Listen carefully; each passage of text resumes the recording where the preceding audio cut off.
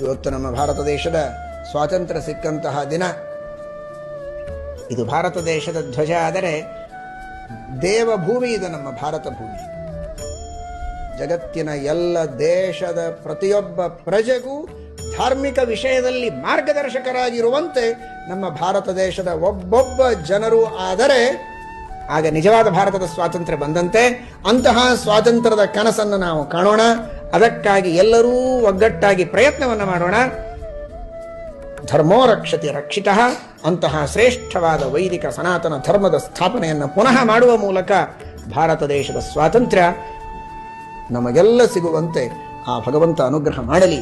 ಗರುಡಧ್ವಜನಾಗಿರುವ ಪರಮಾತ್ಮ ನಮಗೆ ಅನುಗ್ರಹವನ್ನು ನಾನು ಎನ್ನಯ ಶಿರವ ನೀಡುವೆನು ಅಡಿಯಲಿ.